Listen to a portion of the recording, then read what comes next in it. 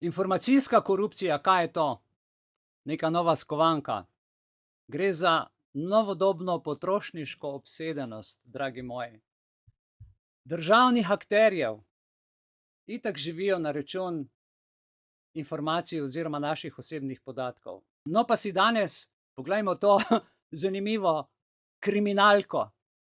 Zgodilo se je nekaj, kar bi si težko predstavljali v najbolj divjih sanjah. Novice, ki so jih ljudje brali, so bile nezaslišane, nore. Zakaj? Ker so bile lažne. Na družbenih omrežjih je bilo še huje. Tam so se širile kot požar. Vsak dan je trajal boj med vsemi nami, kaj je res in kaj ni res. En primer, ki je šokiral ljudi, je bil tisti o politiku, ki naj bi bil vpleten v škandal. Večina je hitro skočila na vlak obsojanja, a kmalu se je izkazalo, da je bila novica povsem izmišljena.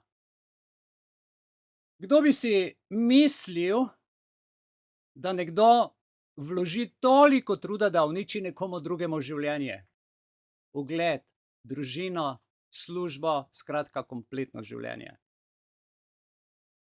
Ali pa celo kompletno politično stranko.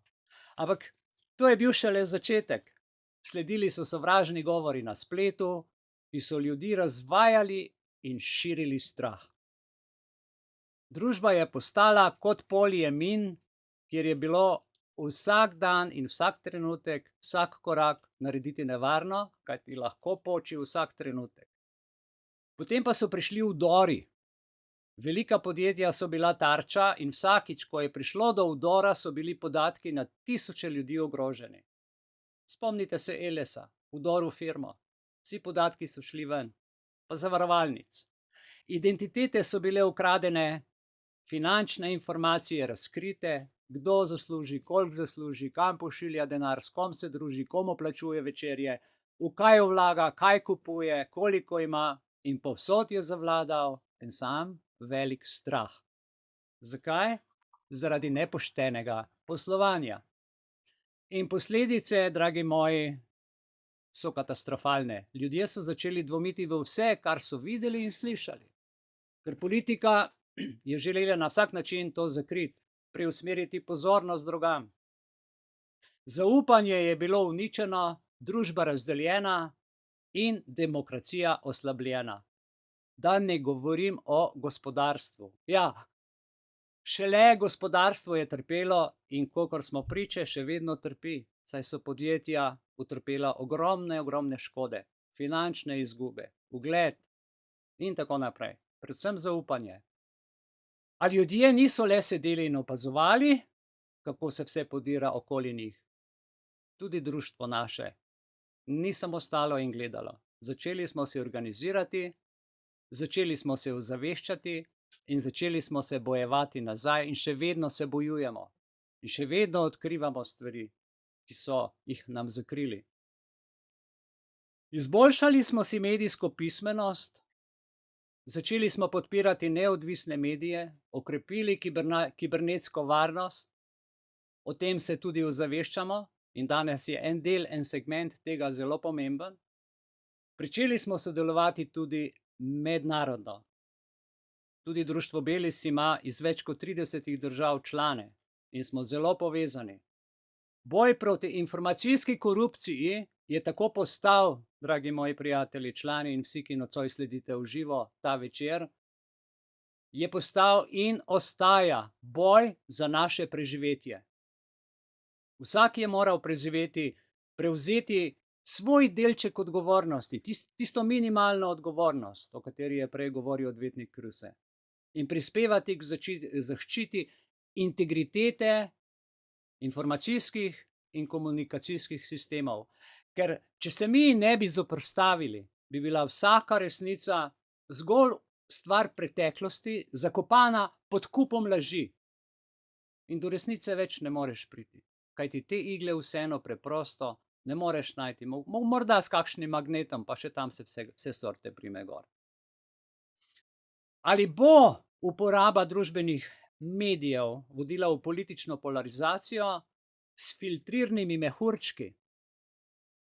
Ste slišali za filtrirane mehurčke? Niste?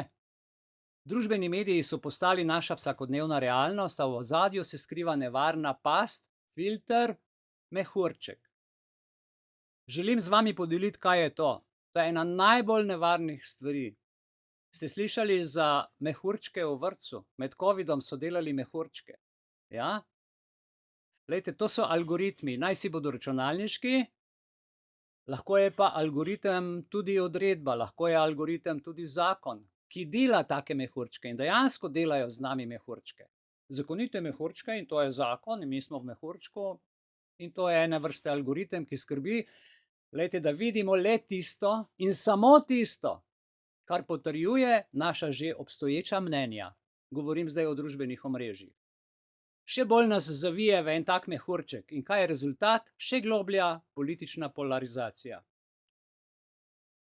Želim vam to še bolj natančno predstaviti. Predstavljajte si, recimo, da iščete informacije o političnem dogodku, kateremkoli.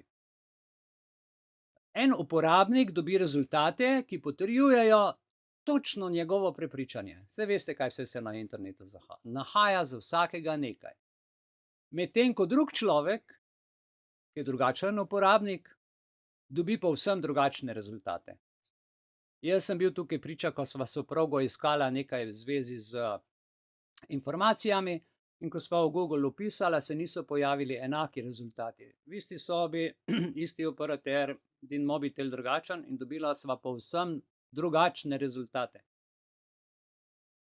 Meni to takrat ni bilo jasno, vendar danes povsem razumem. To ni znanost iz neke, veste, izmišljene zgodbe. To je kruta resničnost.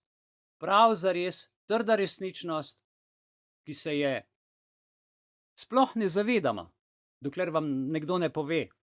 Glejte, prilagojeni rezultati iskanja v iskalniku Google, v kateremkoli že, so le ena drobna plat. Imamo pa družbena omrežja, ki uporabljajo iste trike, iste finte, iste algoritme, samo za drug namen. In glejte, algoritem določa, kaj vidite v vašem novičarskem viru. In to je ponavadi tisto, kar najbolj verjamete, kar največ iščete, kar največ berete, zaradi tega, ker algoritem meri tudi timing, koliko časa ste zadržite na eni fotografiji, na eni novici, pri enem naslovu in tako naprej. Vse se meri, vsak klik, vsaka črka, vsaka pika, vse, kar stisnete. In hkrati vam še obraz meri vaša počutja in vaše obrazno izraznost. Kaj pa je lahko negativni vpliv teh mehurčkov? No, zdaj vemo, kaj je ta mehurček, ne? Vsak dobi novico, ki ga zanima, ker ga analizira, ampak vsakega posebej. Algoritem dela to, dela algoritem. In če hoče vladati za kakšnega vede, s čem se ukvarja, kako imajo to lepo v umetni inteligenci shranjeno, pogledajo, kadar čijo in tako naprej. Brez naše vednosti. Brez, da bi nas vprašali. Kaj je negativni vpliv tega? Omejena izpostavljenost različnim mnenjem, predvsem zato gre, da smo omejeni samo na to, kar dobimo. V filter mehurčku lahko živite v svojem majhnem, srečnem svetu, brez stika z drugačnimi perspektivami. In če mislite, da je to vse, se motite. Dezinformacije se v takem okolju širijo hitreje kot ogenj po suhem grmičevju. Zdaj, vprašanje je, kako se lahko temu izognemo. Ne vem, če imate vi kakšno idejo, kako bi se lahko, ker smo vsi tako ukvačkani v to. Vsak ima svoj mobitel, vsak ima svoj računalnik, ne? A veste, raznolikost je ključ. Človek, ki zna razmišljati na več strani, različno, v tem je ključ. Ključ je v tem, da se ne omejujemo samo na en vir informacij, da nismo samo na Facebooku, da nismo samo na Pop TV-ju, da nismo samo na Planetu TV, da nismo samo, ne vem, na Instagramu, Telegramu, ampak da gremo na več različnih informacij. Seveda je to časovno zelo zahtevno, težko, ampak po drugi strani pa potem bolje nič, kakor samo v enem mehurčku. Preverjajte različne vire, to je moj nasvet. Bodite kritični do tega, kar vidite. In se pogovarjajte z ljudmi, ki imajo drugačna mnenja. Zakaj? Ker drugačno mnenje vas zbudi, začnete razmišljati, daje vam novo informacijo, seveda, če znate poslušati. In to so ljudje, ki imajo drugačna mnenja, druge informacije in seveda tudi druga dokazna sredstva. Le tako, na tak način, če se bomo pogovarjali, bomo preprečili, da bi se naše duhovno, versko, politično in karakterno razumevanje zmanjšalo na ozek pas, na eno ozko potico, stezico, kje so tiste stezice, prekrito s filtrom, ki prikazuje samo en delček resnice, samo eno pot. Predlagam, da se poglobimo še malo v to temo filtriranih mehurčkov. Je tega še veliko, ampak dajmo še malo poglobiti. Ti algoritmi, o katerih smo govorili, smo rekli, da določajo, kaj vidimo na spletu, so kot čarovnija, čira čara. Vedno bolj nas zapirajo in mi se tega sploh ne zavedamo v naše miselne vzorce, v naše miselne zapore, če smem reči. Zapor, v miselno rešetko, ne. In ko smo enkrat, dragi moji, ujeti v ta mehurček, je zelo, zelo, zelo težko priti iz njega. In posledice tega so zelo resne. Ne le politična polarizacija, temveč tudi družbena delitev nastane zaradi tega, ker se jaz ne strinjam s tem, ker imam svoj mehurček. Ko ljudje živijo v svojem mehurčku, je isto, kjer se njihova mnenja le še ojačajo in izgubijo sposobnost empatije. In to se dogaja vedno pogosteje. Zgubiš razsodnost empatije do drugačnih pogledov. Ne toleriraš več ničesar, kar je drugačnega od tvojega mnenja. Ali pa od mnenja s prijatelji, s katerimi si skupaj. In tukaj se zahteva dejansko ena širina. Poleg tega je filter mehurček kot goba za dezinformacije. To je fantastično. Zakaj za dezinformacije? Ker če te zanima ena stvar in algoritem pogrunta, da te to zanima, ti bo še več tega dal, še bolj te bo napil. Da boš poln ko goba in potem, a veste, če rožo vtakneš v vodo, v tako gobo, ki je polna voda, ki je napita, seveda ta roža uspeva. Glejte, nevarne laži se hitro širijo med tistimi, ki jim že verjamejo. Namesto, da bi internet orodje za izobraževanje bilo namenjeno, orodje za širok pogled v svet, kakor je bilo včasih. Jaz se spominjam vseh teh lepih časov, ko je to bilo še, mislim, res narejen svobodno, na široko, brez cenzure.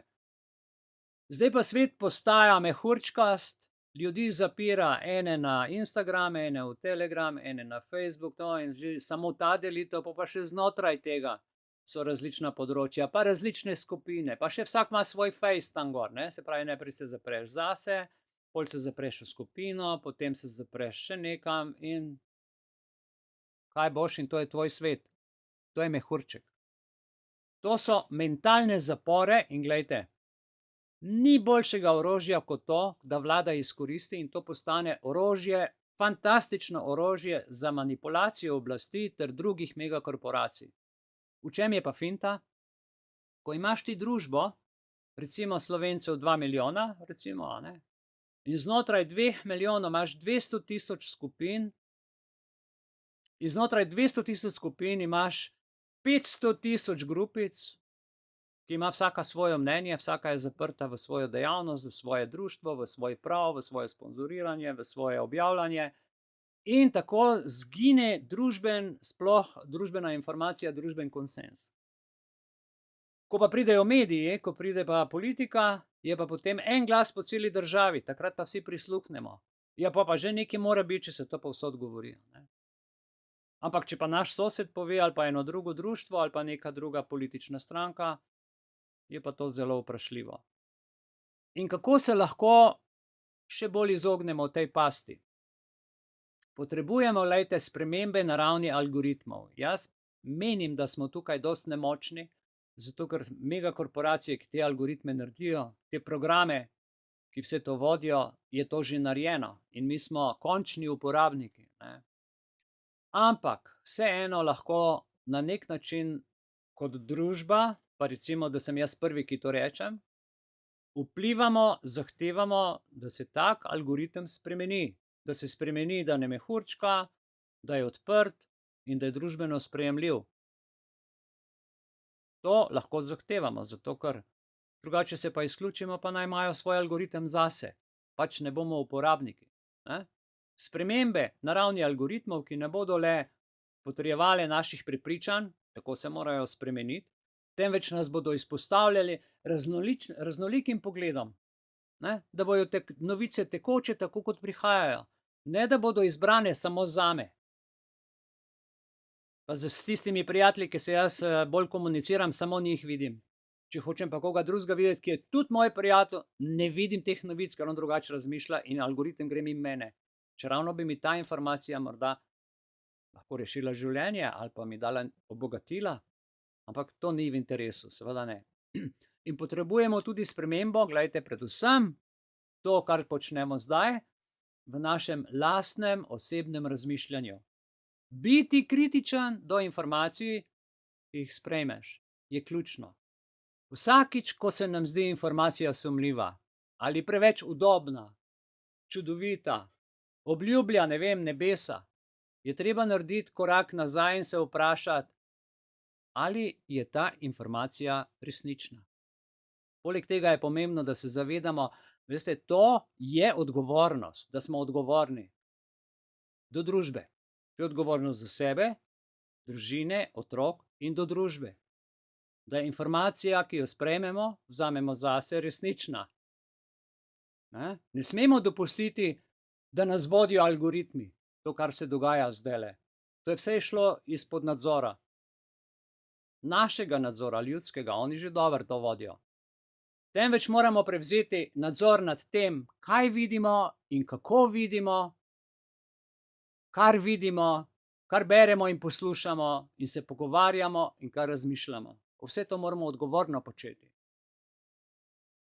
Jaz sem na nek način zelo hvaležen za to covid stanje, ker sem zgradil svoj odnos, zgradil sem osebnost, veliko stvari sem se naučil in se še vedno učim in še veliko tega ne vem.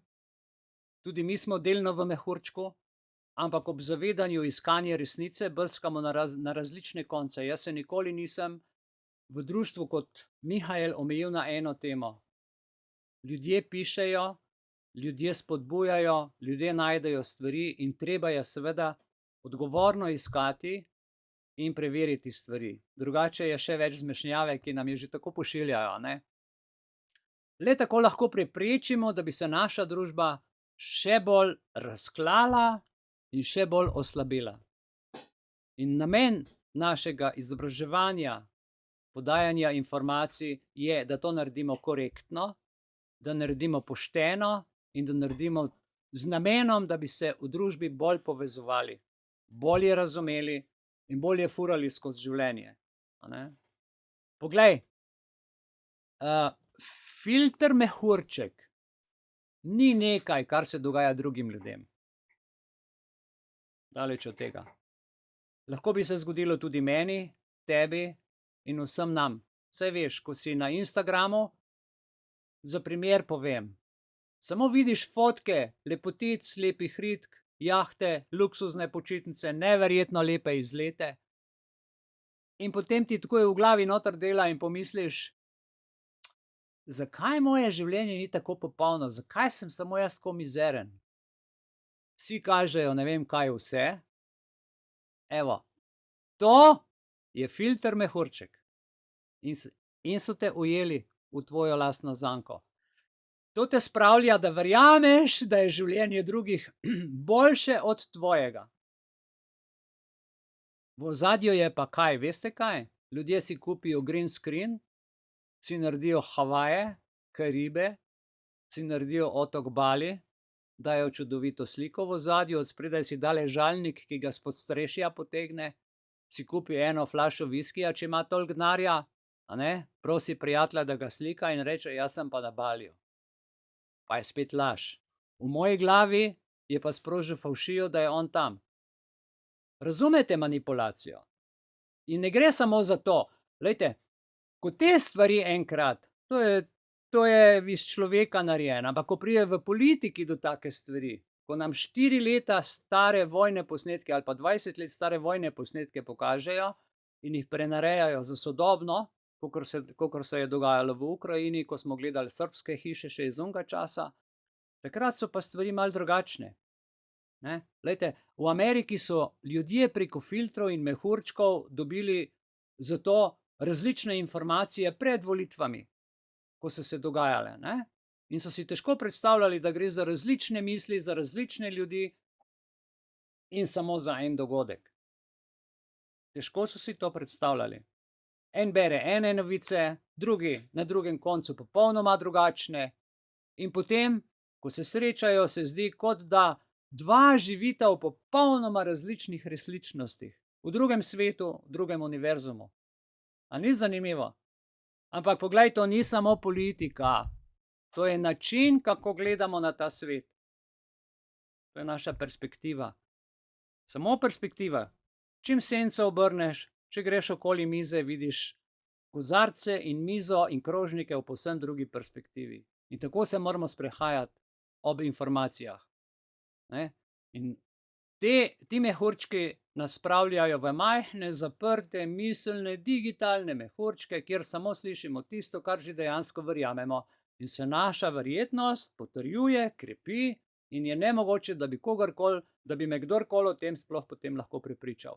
In to me zapre v eno samo informacijo. V eno samo prepričanje brez empatije do drugačnega mnenja. Ne dovolim drugega mnenja, preglasim, ne pustim niti, da reče, ne poslušam. Kaj ti, glejte, ko se laž ponovi 100-krat pred mojimi očmi, postane resnica. Poznamo ta pregovor, saj razumeš, kaj govorim. In ko slišim drugo mnenje, drugo idejo, drugega človeka, potem to že ne more biti res, ker jaz sem to 100-krat videl pred svojimi očmi na mobitelu, ne? Videl sem na Instagramu, videl sem na Facebooku, videl sem pri poročilih, tudi Pop TV, pa RTV Slovenija, pa radio. Ko kodakajo toliko časa, ne, eno in isto stvar, če glih ni nič res, zato potem ljudje pa kar verjamejo. Pridite se cepiti, je varno in učinkovito.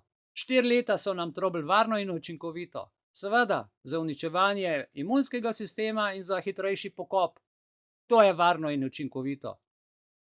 Žal. Ne? In pol ti nekdo reče, verjetno se mu blede, je zaveden in ne razume resnice. Seveda ne razumeš resnice, ker če greš eden sam ali pa dva proti tistemu, kar na televiziji rečejo, ne, potem ti že nisi zdrav, potem si malo odpilen. Toda, glejte, resnica v takem primeru žal ni na tvoji strani, ni tvoja prijateljica, nasprotno, postane tvoja sovražnica, postane tvoj pokop. Saj si postal ujetnik mehurčkaste informacije. Pomembno je, dragi moji prijatelji, da se zavedamo te nevarnosti, da sprejmemo ukrepe, da se temu izognemo. Zdaj, ko to veste, bodite pozorni. Ne gre samo za to, da beremo različne vire informacij. Je tukaj še bolj pomembno, da gre tudi za to, da se pogovarjamo z ljudmi. Na prvem mestu smo ljudje in zato komuniciramo, da se pogovarjamo, ne da gremo kot s tistim mobitelom, ne, zdaj ko hipnotizirani hodijo ljudje po ulicah. Gre za to, da se pogovarjamo z ljudmi, ki imajo tudi drugo mnenje. Samo tako bomo lahko razumeli drugačne perspektive in preprečili, da bi naše mnenje ostalo tista drobna stezica, enosmerno, ozko, zaprto. Če tega ne naredimo, lahko filter, ta mehurček postane naš najboljši prijateljček. In tega si ne želimo. Zakaj? Zato, ker jaz nočem imeti sovražnika v sebi, niti biti sovražnik samemu sebi, niti škodljivec samemu sebi, niti svojega zdravja zapraviti zase. Ko mi bo nekdo rekel, da je Pfizer, ameriška firma, preko naše vlade, s priporočilom Evropske unije in NIJZ, več ve o mojem telesu, kot jaz o svojem počutju. Katastrofa. Tako se znajdemo, glejte, v informacijski shizofreniji. Informacijska shizofrenija. Jaz vem nekaj, on ve nekaj, ne prideva skupaj. Ker je edina pot ta, na koncu, ko si neodločen, ne verjameš prijatelju, si in ko pa država razglasi, je pa nevarnost, da jo poslušaš. V takem trenutku, glejte, zato nam lahko vladajo. Zaradi poplave informacij in potem seveda z vrha zabobni in ubogam država. Ja, saj država pa že ve. Oni pa že vejo, kaj počnejo tam gori, ne? Zagotovo vedo, kaj je prav in kaj je narobe. Bolj kot jaz zase. Temu se reče informacijska korupcija. Informacijsko zavajanje, informacijski napad na osebnost in na konec koncev je to čisto pranje možganov. Prav, to še ni vse, pa dajmo še malo poglobiti, gremo še malo globlje. V ta čudežni algoritem ponavljajočih se informacij pred našimi očmi, ki nam pokaže to, kar želimo, to, kar gledamo, kar se nam nenehno vrti in ponavlja. Predstavljaj si situacijo, ko je nekdo zasvojen s socialnimi omrežji. Ljudje so po cele dneve, ure, tedne skozi. Vsak dan se prebija skozi neskončen tok različnih informacij, ki ga ponujajo družbena omrežja. Na začetku se zdi seveda vse zabavno, brez veze, zanimivo, se meni pa nihče nič ne more, ampak dobro, malo časa zapravim za to. Ampak vas opozarjam, kaj se začne počasi dogajati. Opazi se, recimo, da se vzemimo primer Facebooka, naenkrat začnejo pojavljati kar skozi neki isti oglasi. Isti profili. Neka zgodba, ki jo je že 100-krat videl, se mu 10-krat pojavi. Zakaj? Ker je algoritem pogruntal, da se to ujema s prepričanji osebe. In začne se človeku zdeti, da se njegov svet vrti samo okoli njega. Da, razumete, da je enakopravno razdeljeno, to pač njemu paše, na mi in oni tam. In še huje, začne čutiti sovraštvo do tistih, ki so oni, ki imajo drugačno mnenje. To se v podzavesti začne kopičiti in tako se to dogaja. To ni, glejte, zgolj neka izmišljena zgodba. To se dejansko dogaja v resničnem svetu in to je le ena izmed mnogih posledic, ki jih prinaša filter mehurček. Ljudje postajamo zaradi informacijske korupcije, ker se to dogaja, to je informacijska korupcija, zaradi vodene informacije, vse bolj razdeljeni tudi znotraj družinskega kroga. Poglabljamo stvar zdaj. Vse manj razumevajoči postajamo drug do drugega, do drugačnih mnenj in vse manj pripravljeni na konstruktiven dialog s partnerjem, z otrokom in tako naprej. Saj se ve, a ne, saj se doma več ne pogovarjamo, temveč, glejte, se prepričujemo. A ni žalostno? Kdo ima prav, kdo nima prav, kdo bo več dokazal? Kdo svoj prav uveljavlja in kdo je tisti, ki ničesar ne ve, foter, ti si star pa nič ne veš? Ampak glejte, če to ni v mojem mehurčku, pa v njegovem mehurčku, potem pride do tega in dejansko prihaja. Ne? Ampak tukaj, zdaj se moramo pa vprašati, ali je to tisto, kar si želimo? Ali si res želimo živeti v svetu, kjer smo zaprti v svoje majhne mehurčke in se bojimo vsega, kar je drugačno od nas? Ne, jaz zagotovo ne. Zato je pomembno, da se zavemo te nevarnosti. In če se zavemo te nevarnosti, smo dolžni sprejeti ukrepe. Da se izognemo, ne samo zato, da beremo različne vire informacij, gre tudi za to, da ohranjamo odprto in strpno držo do drugačnih mnenj. A ne? Gre za to, da se zavedamo, da smo vsi ljudje in da imamo vsi pravico do svojega mnenja. Do svojega mnenja, ne vsiljenega. In najpomembnejše od vsega, gre za to, da se zavedamo svoje odgovornosti do družbe. Mislim, da smo ljudje postali družbeno zelo neodgovorni in tukaj tiči največji zajec. Predvsem družbeno neodgovorni so v državni upravi, to gre za okrog 300 tisoč ljudi, ki so pripeti na korito, ki delajo od do, dobivajo redno plačo, imajo reden dopust, imajo vse urejeno, malo potrpijo v službi, v glavnem mora ubogati, ampak med prijatelji je pa najbolj pameten, pa najbolj svoboden, drugače pa copata, ne. Vsak od nas ima vlogo pri oblikovanju sveta okoli nas, in če želimo živeti v svetu, ki je bolj strpen, bolj razumevajoč in bolj odprt, potem moramo delovati v tej smeri. Lahko začnemo tako, da prisluhnemo drugačnim mnenjem, kar smo nocoj že povedali, se odprto pogovarjamo z ljudmi in se zavzamemo za dialog in razumevanje. Le tako bomo premagali filter mehurček in ustvarili svet, v katerem se lahko vsi počutimo dobrodošle. Zdaj pride pa šele zanimivo. Kriminalka z vsemi preobrati in nevarnimi igrami. Pripravi se, ker zdaj gremo pa še malo globlje.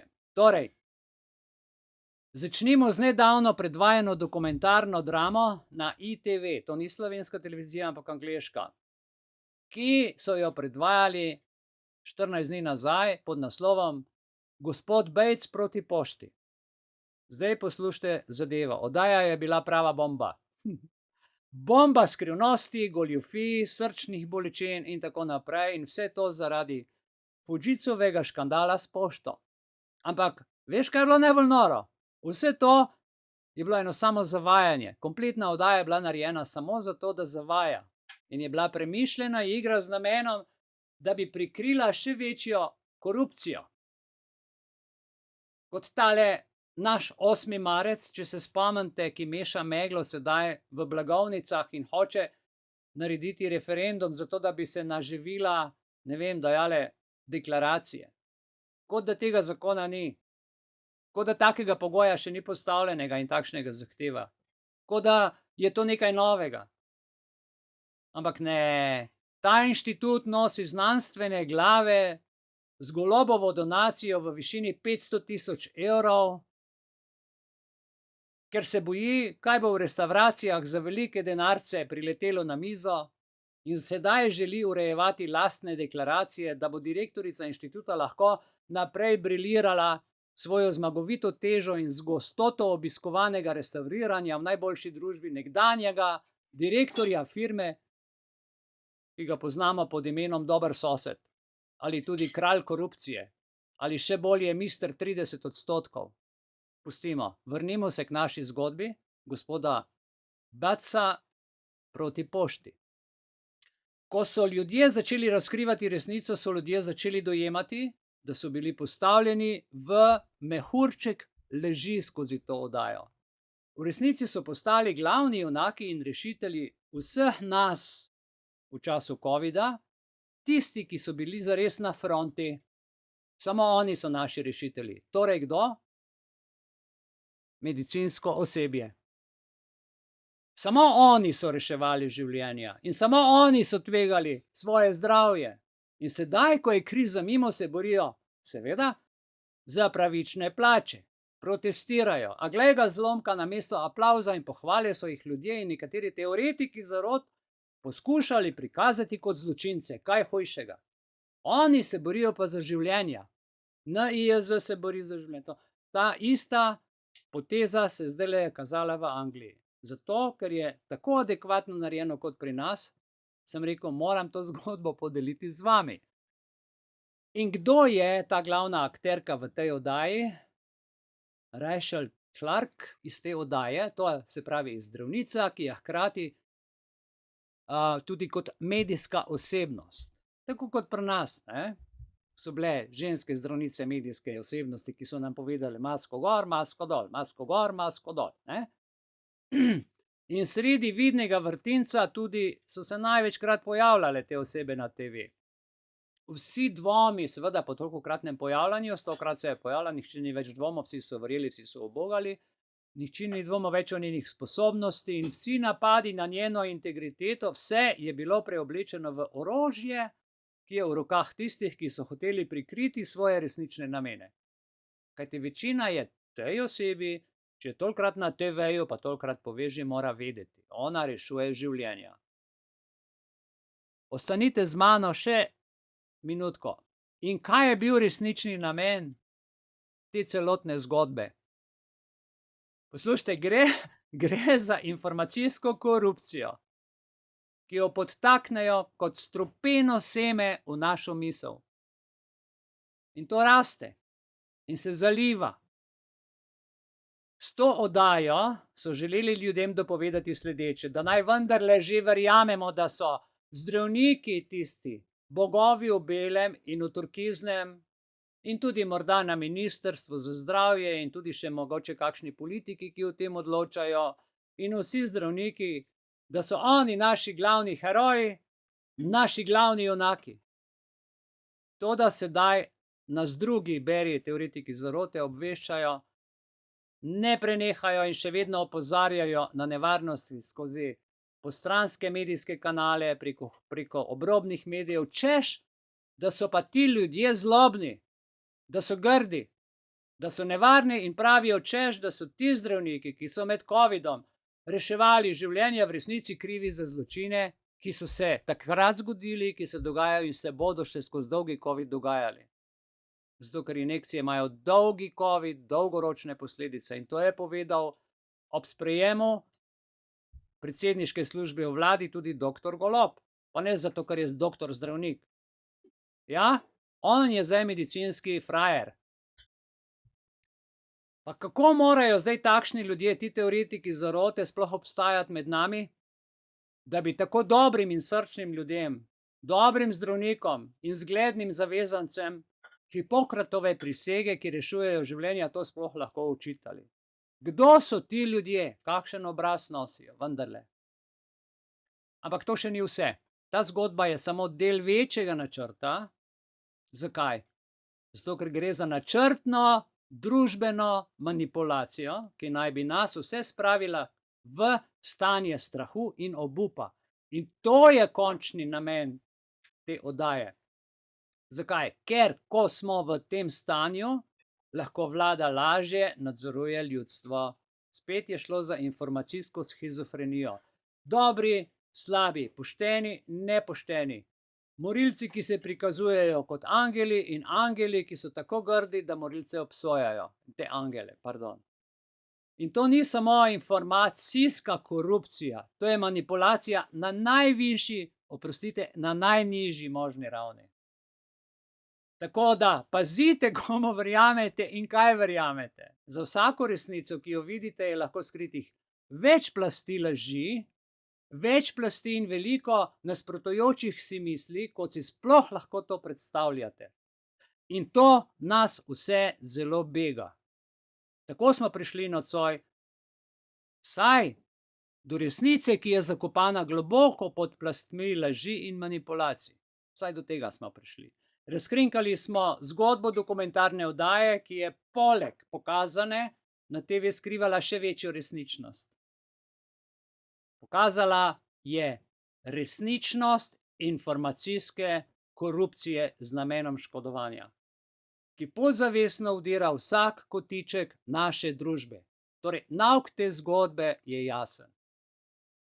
Ne smemo slepo verjeti vsemu, kar vidimo in slišimo.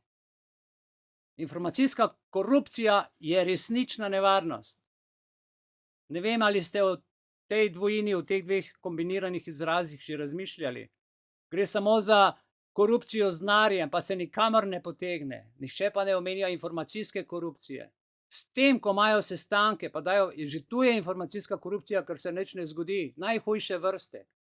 In nas lahko potisne v temo nevednosti, zavaja in z nami manipulira, ko smo ujeti v te mehurček laži, v to manipulacijo, izgubimo razsodnost razmišljanja, jasno svojo glavo. In pol, kaj so povedali na televiziji, kaj je rekel on, ali si slišal, ali si videl. Skratka, mi izgubimo sposobnost razmišljanja svojo glavo. Postanemo v tistem trenutku orodje v rokah tistih, ki si pa želijo neskončno oblasti in nadzora. In kadar smo v kaosu, kadar se ne znamo odločati, takrat nam pač oni napišejo odloke, zakone in vedno več je zakonov. Glejte, pri nas se ne rešuje na terenu stvari, politiki pri nas se rešujejo z zakoni. Aha, zdaj pa spet nov zakon, pa nov nič drugega ne delajo, ko samo bla, bla, bla, bla, bla. Ko pride pa na teren in ko hočeš nekomu pomagati, ti pa še kazen nabije. Danes smo vsi brez izjeme dragoceni potrošniki informacij. Toda obstaja rešitev. Da bi se ubranili informacijski korupciji, moramo biti kritični, osveščeni potrošniki informacij. Slišite to besedo?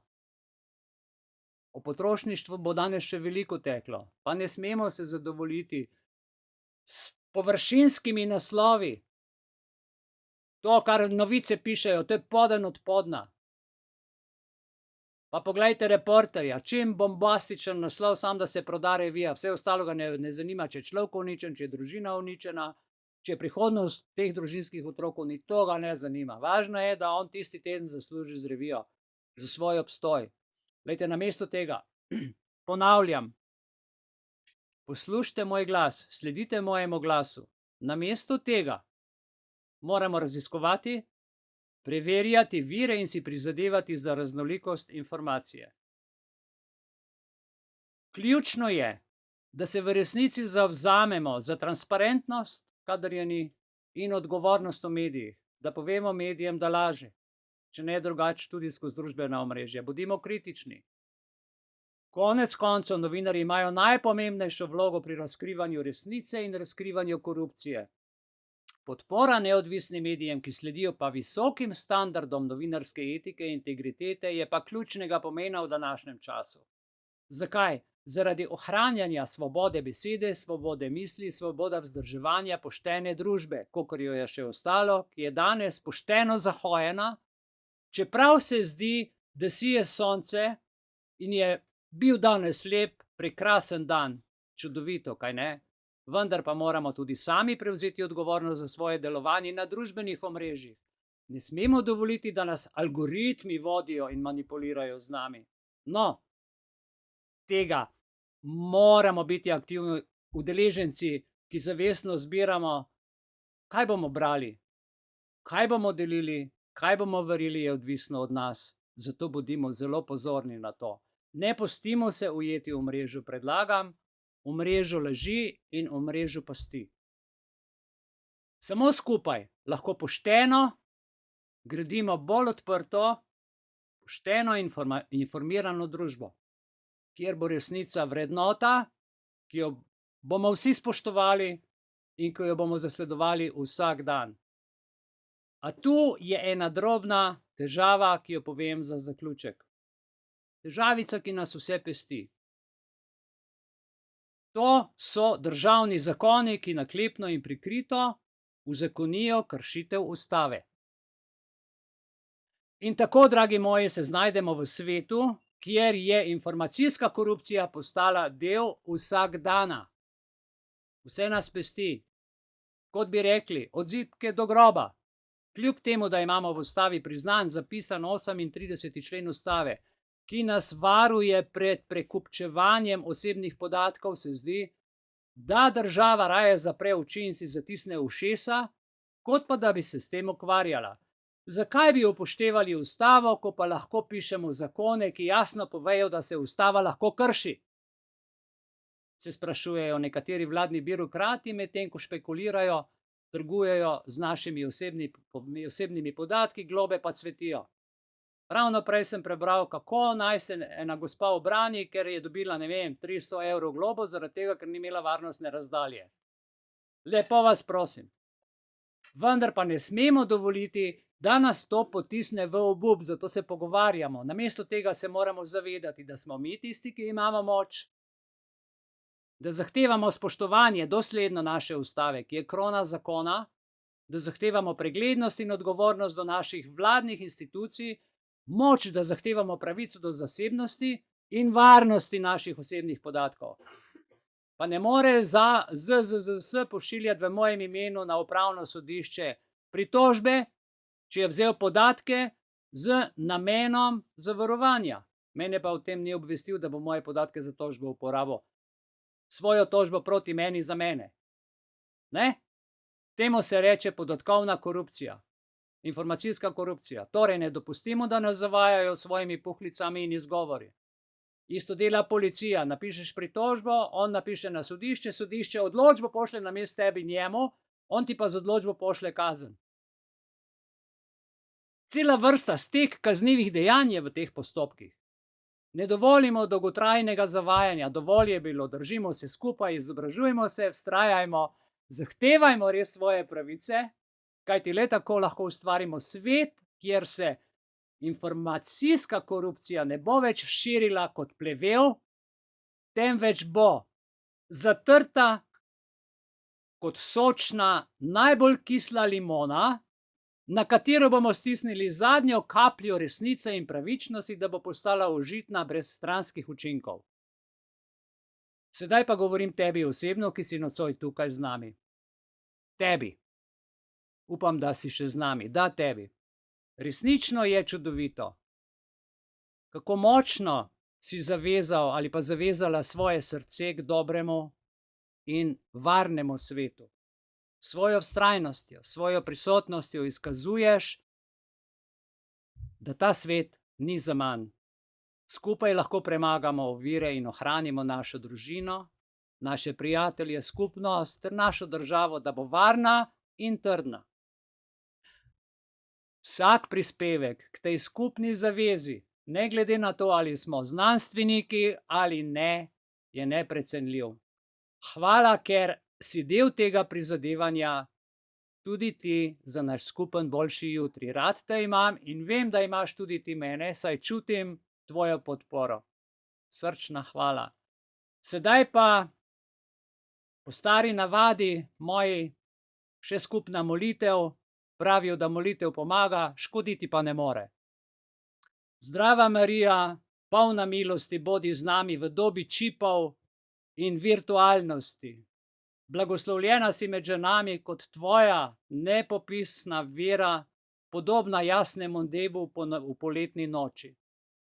Sveta Marija, svetovnega prebivalstva, prosi za nas, da ohranimo duha zdravega razuma, predvsem v svetu, kjer besede pleteničijo korupcijo in sedaj resnica izgubljena se zdi, da pajčevino išče v mraku. Sveta Marija, Mati Božja, prosimo te za našo trdnost, prosimo te za našo zbranost, kot ti, ki za trenutek nisi podvomila v brezmadežno spočetje, kajti za dvom o ljubezni prostora ni. Saj ta je tam, kjer iskrenost in svetloba je Boga. Zdrava Marija, milosti polna, prosi za nas, za dovolj moči proti zavajanju, da ostanemo zvesti resnici, ki nas osvobaja zdaj in v večnosti.